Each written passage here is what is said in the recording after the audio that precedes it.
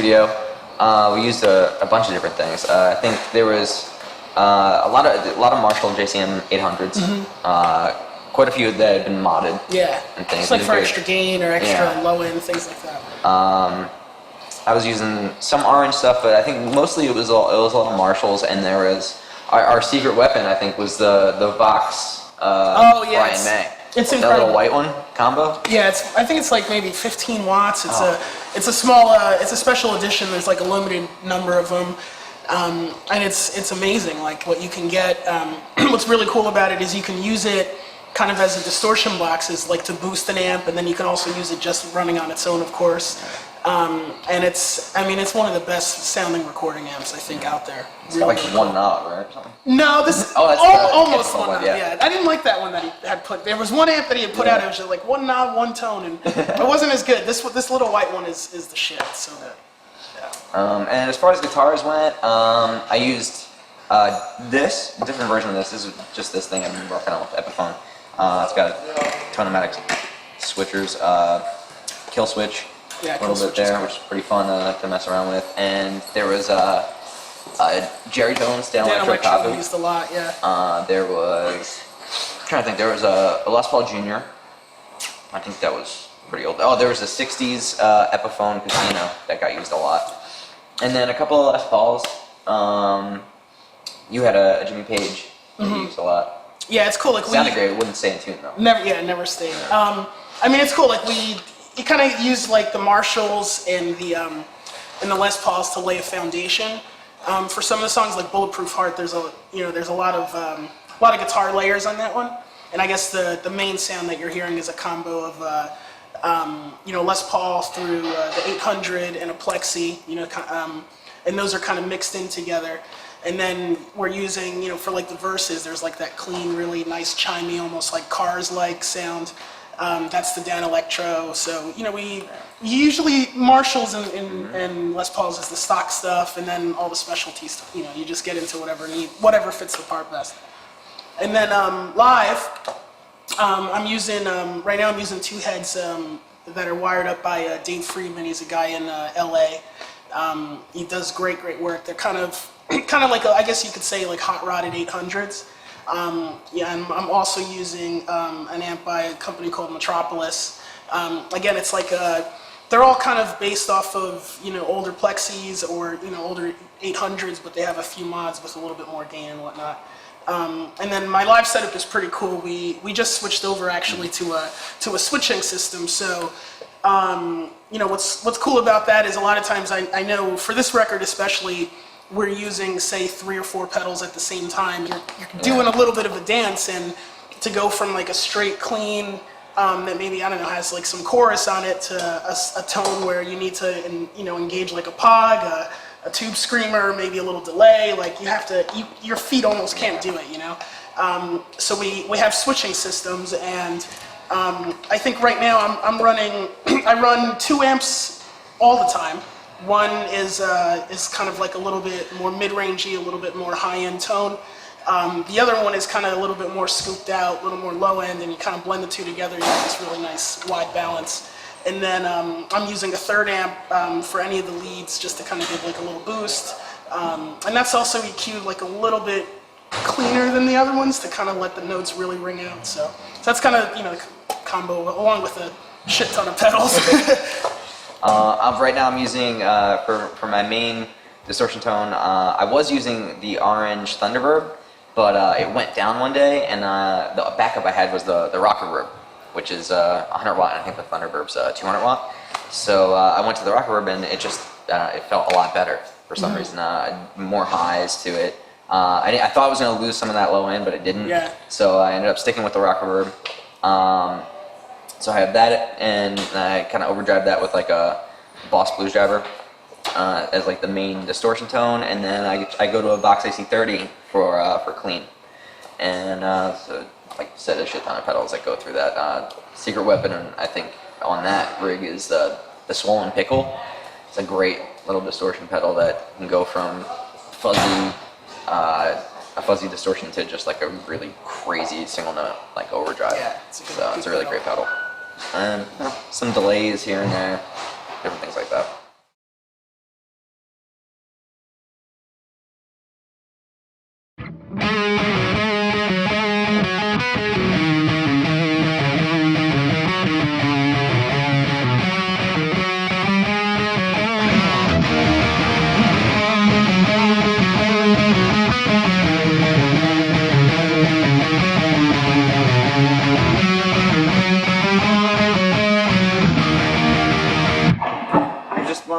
you know, just messing around at soundcheck kind of thing, and she was like, "Oh, cool. What if we moved down a couple of notes?" And he started writing lyrics to it. I think when he went on vacation with his wife. In the desert or something. And came back and was like, "Hey, remember that riff you were writing? Well, I think we should do it." And I was like, "All right." Yeah. What's cool about that riff is it's, I think most of it is probably like, it's like super pentatonic.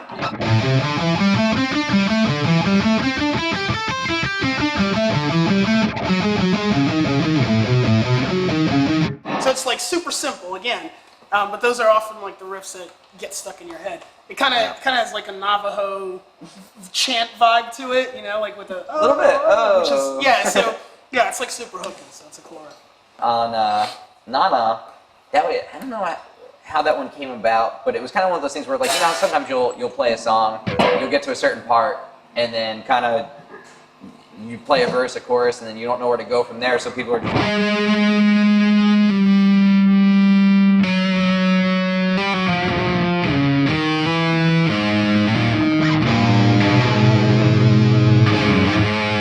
and then, you know, just like, oh, all right, well, just kind of figuring out from whatever, you know, just like it just starts to happen, and then sometimes you're like, oh, that's really cool, we keep that, or sometimes you're like, oh, maybe we actually write a part. But I think that was how that one came about. Was just like, oh, all right, to send, and then he goes into a great riff and solo from there. Yeah. What's cool about that too, like I would definitely wanted to play up like how dark that section sounds, because it's kind of like a change up.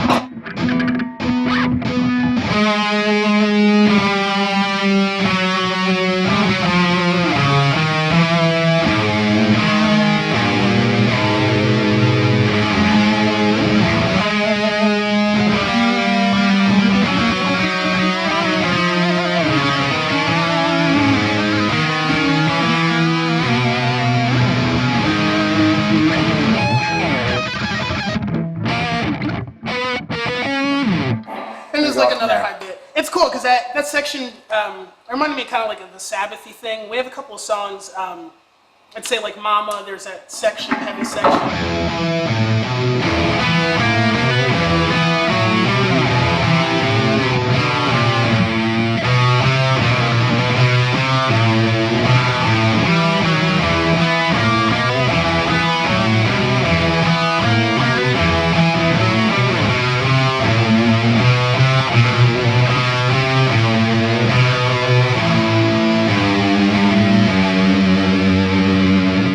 I have a couple of songs that have like, you know, kind of these dark Sabbathy riffs. And Nana was one of them, and kind of played it up.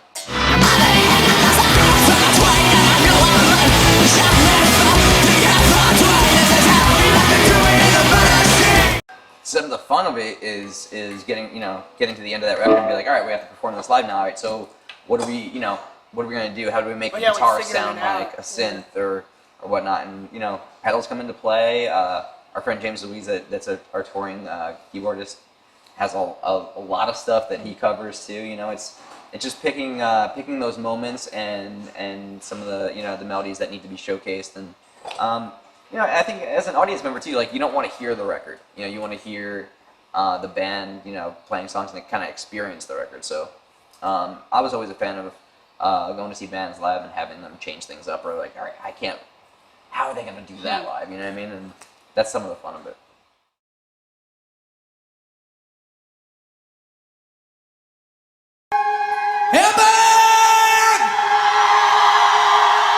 So I'm Frank. I'm Mikey. I'm Gerard. And I'm Ray. And we're My Chemical Romance.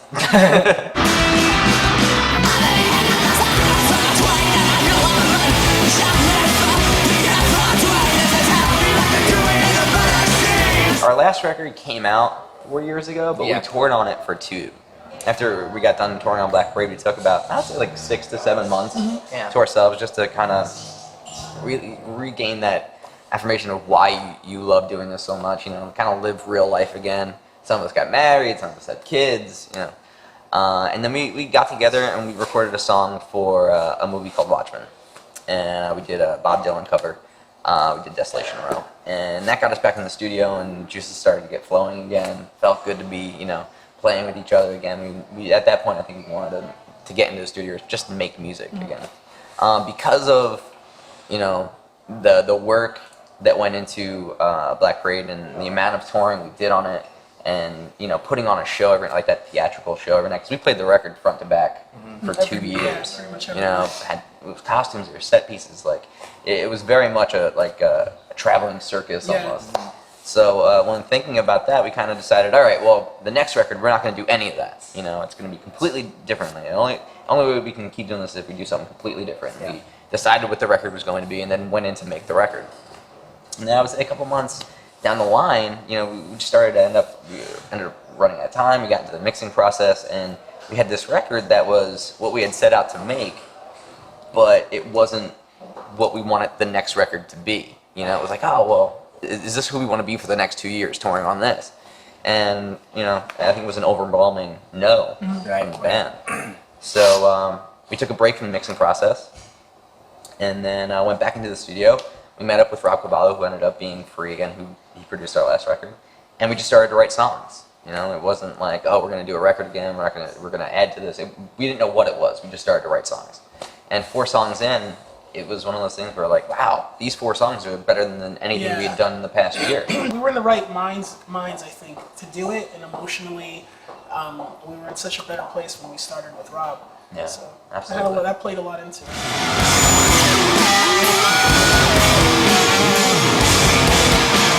Rob brings the best out of us. Yeah. He really does. The thing about Rob Cavallo is he's so challenging, but none of it's ever negative. You know, he's always really almost daring you to be better than you've ever been. And I think what he always wants out of an artist is for them to just be the best them they can be.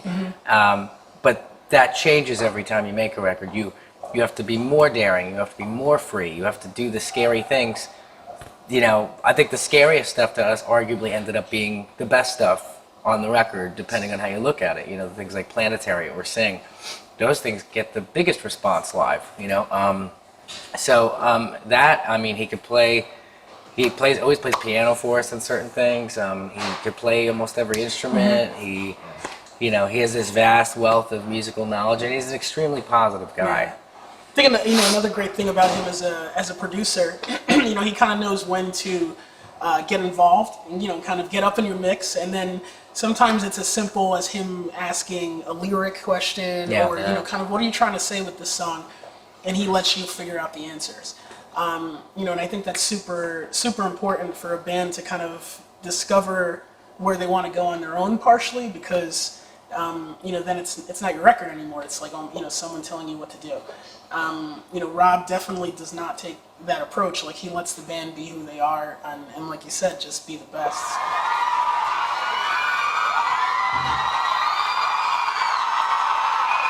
It's interesting that it ended up on Danger Days, Vampire Money, because we didn't do it for it. We didn't do it. It had nothing to do fun, with Danger Days, but in the end, it had everything to do with Danger Days, because making Danger Days was the middle finger. Like, it was, and that song made us feel so free again. I think it was the second or third one that we did, but it really kick-started it again, and we felt like kids again. And we recorded it completely live, and we destroyed this control room.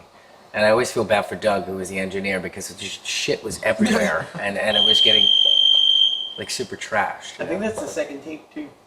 Yeah, that take is the second time we played the song together. Yeah, but in the end, like, it's not a concept record. The only high concept is this pirate radio station in 2019 versus this mega corporation. And I think in doing the record, we realized that sometimes you can be the corporation as well. Like, you could be good, you could be evil. Like, who's the good guys? There's no good guys, no bad guys. So.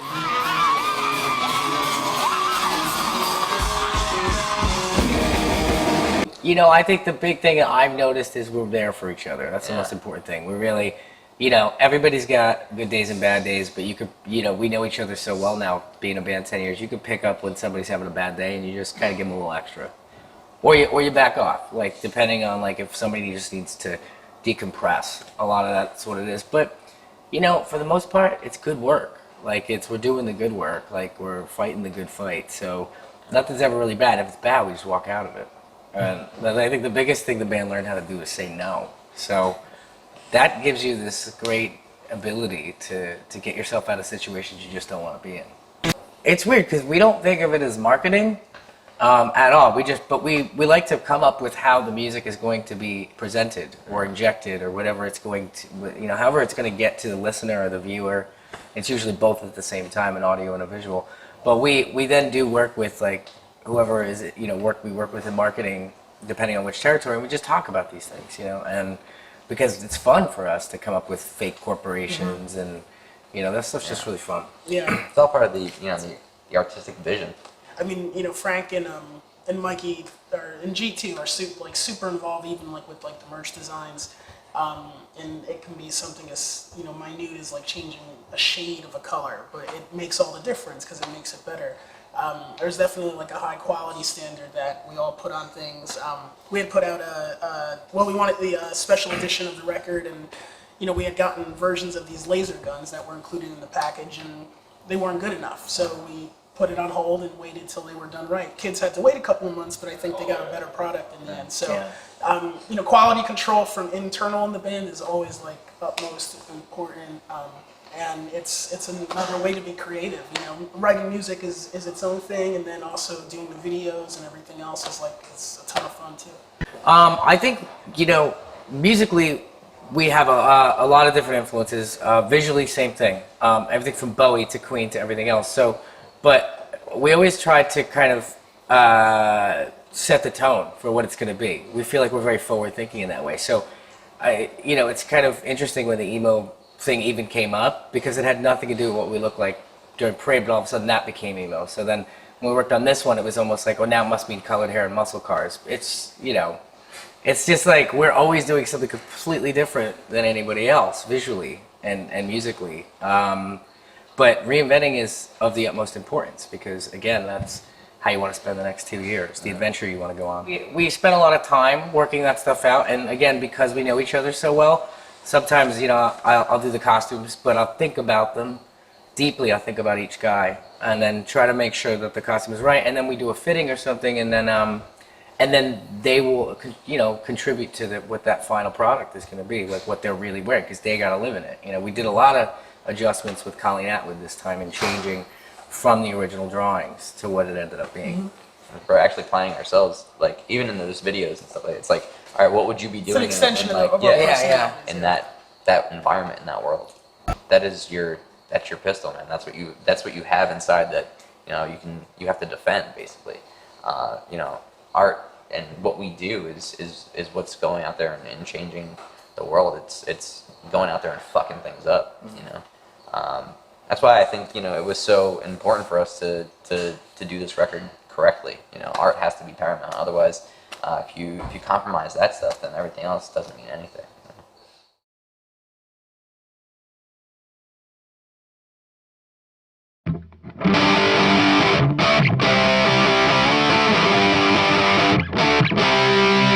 It's the great thing about the chord progression is it's very simple, but it's also very hooky, and it's has kind of reminiscent of things you've heard of before, but it's like presented in a little bit of a new way. So that's kind of cool. So maybe we could just 1, 2, 3, 4 play the opening bit and then move to that verse. The record version is actually dropped down a half step, but we're just gonna play it in standard over here.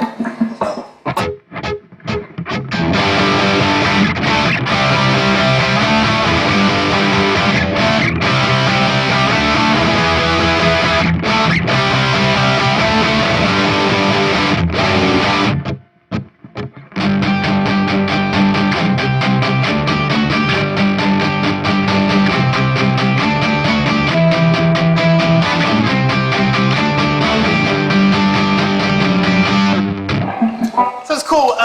That verse I think is cool because you have like the tight palm mutes kind of laying the foundation, and then kind of that clean. Well, it should be clean anyway, but kind of clean picked out part, kind of sitting high.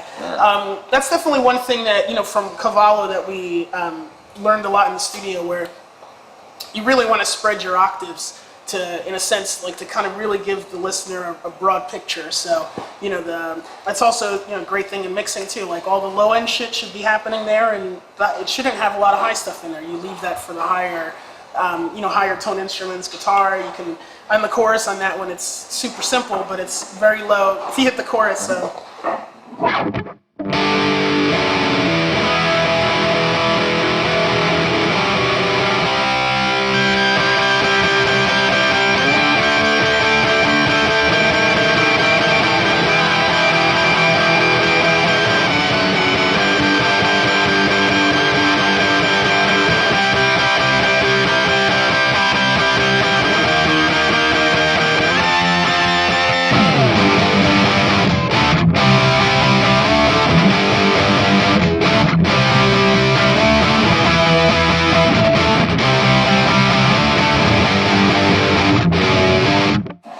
that's like a high note that's you're not even really hearing it, but it's kind of dug in there in the mix to kind of spread out the octaves. A lot of times we're kind of doubling, or when we're choosing to play those separate parts is kind of a little bit more choosy. When we were doing the revenge stuff and even like the bullet stuff, it's also funny. I think it's something that you just, as you're younger, like Tends to get noodly. And you get noodly. lost Your in brain that. is your brain is like going a million miles a minute and wants to play as many notes as you possibly can in one song or in 1/8 bars or whatever. Yeah. And that actually really works. For songs like play like something like, I know Frank will be going off track, but I think Hang 'em High is like a cool thing for that. Fuck that pick, man.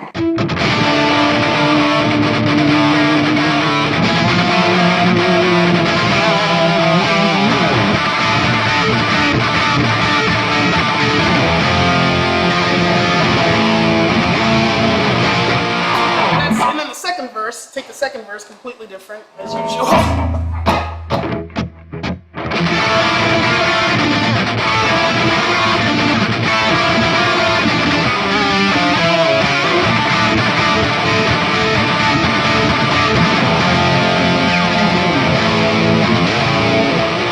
So that one, it's us doing two completely different things, but they kind of mesh together. We have like two different approaches, I think, to guitar playing, but also, especially over time, it feels like I've definitely learned from him. Yeah, I learn every day from this kid. Hopefully he learns, I don't know, at least in a small bit, but I mean, I've learned so much playing with him, and you really learn how to work, with another guitar player, and it's like a team effort, Yeah. and that's the best fun. It's interesting, there are roles, but I feel like they change depending on what song, Yeah. what part. It's always about making the song a better song. You know what I mean? Sometimes you have to support the vocal. Sometimes you're countering the vocal. But it's just to make sure that the song is great, as opposed to like, well, I got this shreddy fucking riff that I want to play. I don't give a shit if it works in the song or not. But you'll see elements too, like even on Danger Days, where it's like like we're changing up second verses, which is something that we really like to do. We're like sometimes you'll get a fake out chorus where that happens a lot on Revenge. We'll fake to the chorus and then kind of hold back. But songs like Destroy It, second verse on Destroy It is completely different than the first verse, and we get these little elements that we learned early on but kind of matured into. Yeah, I think that's it's definitely important. When a listener is listening to the song, obviously depending on what song it is, sometimes a listener just wants to kind of. I think when things are a little more repetitive in a sense, you can tend to lose yourself a little bit more in it. Depending on what song it is, like a song on the record "Destroy It," it's way more aggressive. You want someone to be fucking on the edge of their seat the whole time. So each like you said, each section you want to kind of introduce something new. So we definitely like to do that. It even goes as far as like the first half of the verse is one riff, and then on the second half of the verse, maybe another guitar layer comes in to beef it up. There's a pre-chorus, and then there's one lead part you're first hearing in the pre-chorus, and then it moves to kind of focus on what he's playing, and that's the fun of like crafting a song. Is always keeping people on their toes.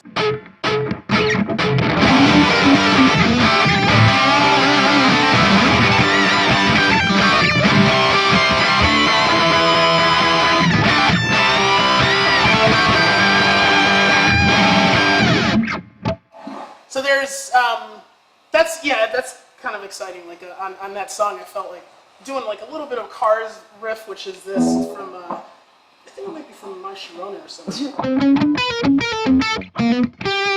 A little bit, and then just having kind of like a Brian May thing towards the end. It's underneath, but there's like a rundown of. I had a tough time playing in the studio, so.